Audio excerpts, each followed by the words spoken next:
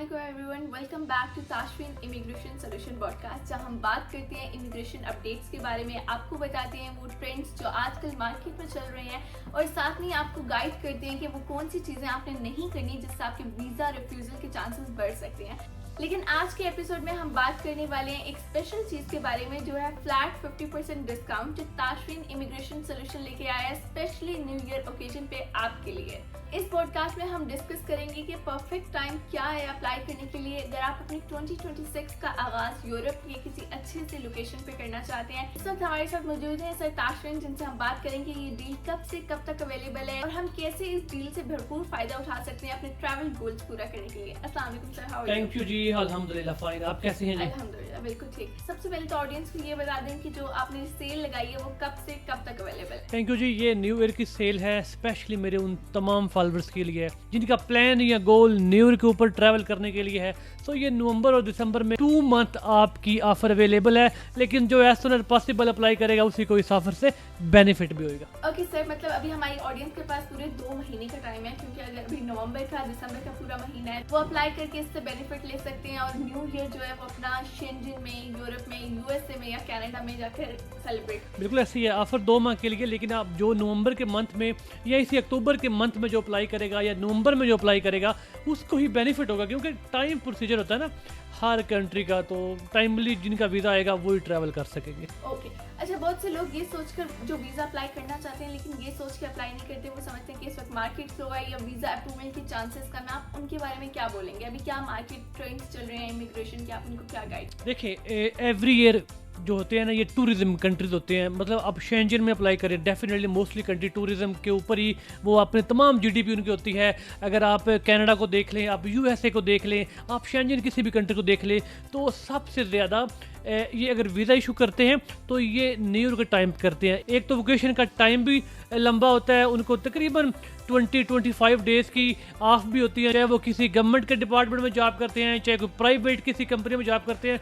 सो उनकी एक तो वोकेशन भी जो है ना वो भी ऑफ, उनके डेज ज़्यादा होते हैं। सो इसलिए वो भी सारे न्यू ईयर एंजॉय करते हैं और वो मैक्सिमम कोशिश करते हैं ये है वीज़ा फीसर भी के जितने भी आउट ऑफ कंट्री से अप्लाई करें हम उनको जितने मैक्सिमम हो सकते हैं, लेकिन हर बंदे को नहीं, जिनकी प्रोफाइल अच्छी है उनको नवंबर और दिसंबर में वीज़ा इशू किया है। सो ये बेस्ट टाइम है सिर्फ उन लोगों के लिए जो कि टूरिज्म या ट्रैवल करना चाह रहे हैं न्यू ईयर के प्लान के लिए। वो कौन सी 3 टिप्स हैं जो आप अपनी ऑडियंस को इस टाइम पे देना चाहेंगे जो न्यू ईयर जो है ना वो जाके शेंजन में अप्लाई करना चाहिए? शेंजन में अप्लाई करने के लिए ना कोशिश करें कि आपके पास पाकिस्तान में या एक जॉब का एक्सपीरियंस हो, सैलरी आपकी 80,000 मिनिमम हो और आपके पास क्लोजिंग बैलेंस कोशिश करें कि 8 से 10 लाख का होना चाहिए, क्योंकि पर डे के हिसाब से आपकी जितने आपके पर डे के हिसाब से अगर डिफरेंट कंट्री को देखा जाए तो आप मेरे एक्सपीरियंस रिलेटेड $150 से कम के डेली बेसिस पे एक्सपेंस नहीं होने चाहिए,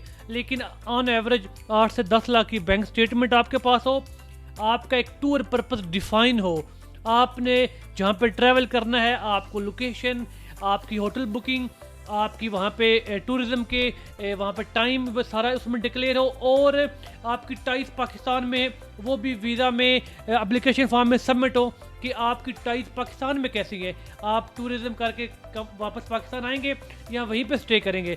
सो ये 2 चीज़ें हैं जिनके ऊपर आपने वर्किंग करनी है और तीसरी है आपके प्रूफ या सोर्स ऑफ फंड के ऊपर। ओके, ये तो शेंजन की बात होगी। अगर कोई कनाडा जाना चाहता है न्यू ईयर पे तो एक सिंगल एप्लीकेंट के लिए बैंक स्टेटमेंट कितनी होनी चाहिए?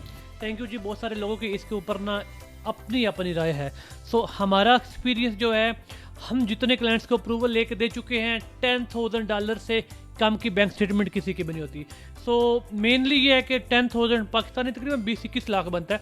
ये क्लोजिंग बैलेंस हो आपके पास हो और आपका कोई जॉब का एक्सपीरियंस है, जॉब की सैलरी 6 महीने की या 4 माह की, या आपका कोई बिजनेस है, बिजनेस सोल है, FBR से रजिस्टर्ड है उसकी डिटेल, SSCP से प्राइवेट लिमिटेड बिजनेस है उसकी डिटेल, अगर वो बैंक अकाउंट यूज़ कर रहे हैं देन गुड, नहीं भी करते तो आप अपना पर्सनल भी अटैच कर सकते हैं। और हर कंट्री के लिए 2 चीज़ें मस्ट हैं, proof of fund, purpose of tours.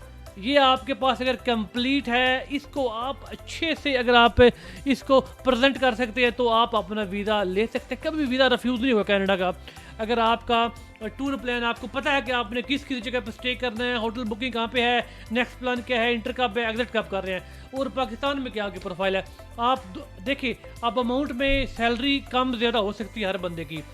आपने 2 चीज़ों के ऊपर वर्किंग करनी है, ट्रैवल ऑफ पर्पस और आपकी प्रूफ ऑफ फंड।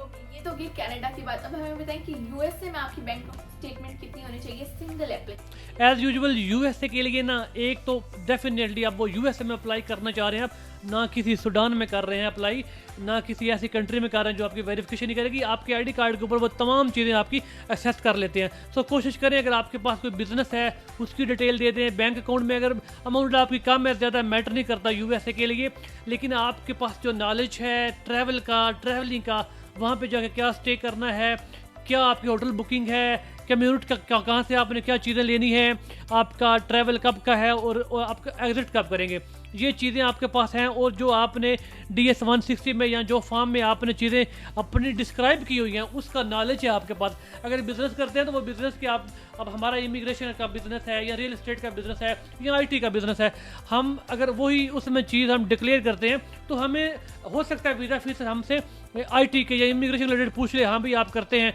आप क्या करते हैं यूएसए में, मैं कहूँगा मैं E2 करता हूँ, हम EB5 करते हैं, L1 करते हैं, तो वो उसकी डिटेल पूछ लेगा, कंपनी कैसे बनती है, क्या करते हैं, किस तरह ट्रांसफर करते हैं। सो आपके पास उनका भी नॉलेज होगा तो आप 100% यूएसए का वीज़ा भी ले सकते हैं। ओके, अच्छा सर हमें ये बताएं कि अक्टूबर तो ऑलमोस्ट खत्म हो चुका है, लेकिन अगर कोई नवंबर में अप्लाई कर रहे हैं तो क्या वो जनवरी की फर्स्ट वीक में 26 में क्या वो न्यू ईयर अपना यूरोप में? बिल्कुल बिल्कुल बिल्कुल कर सकता है जी।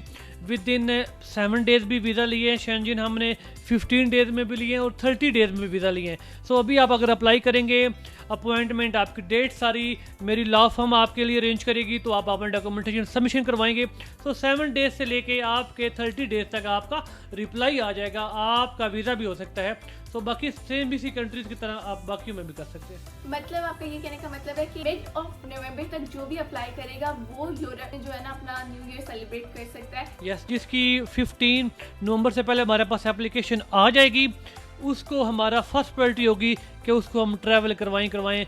उसके लिए हमें अगर उसके डॉक्यूमेंट अच्छे हैं, अब एक बंदा आ गया उसके पास कुछ चीज़ है ही नहीं, एप्लीकेशन सबमिट किया तो उसको कहाँ से वीज़ा मिलेगा।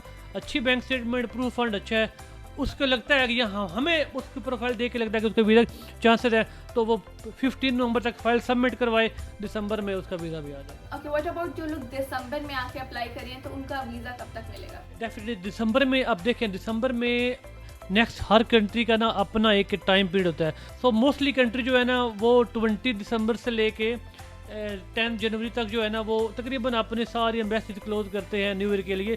सो इससे पहले जिनकी प्रोफाइल सबमिट हो जाती है, अगर वो पेंडिंग में भी हो तो जनवरी के एंड तक या फरवरी के स्टार्ट में उनको वीज़ा मिल जाएगा। ओके सर, हमें एक लास्ट बात बता दें कि जो स्पेशल न्यू ईयर डिस्काउंट है, क्या ये सब विजिट वीज़ा पे अवेलेबल है या सारी इमिग्रेशन प्रोग्राम्स पे भी है? Thank you ji. इमिग्रेशन के ऊपर काफ़ी दफ़ा बहुत सारे डिस्काउंट्स हम दे चुके हैं, लेकिन अभी ये स्पेशली न्यू ईयर के लिए ये ऑफ़र 50% की हमारे तमाम उन फॉलोअर्स के लिए है जो कि न्यू ईयर के लिए अपना ट्रैवल पर्पज़ रखना चाह रहे हैं, सिर्फ और सिर्फ ये विजिट वीज़ा के लिए।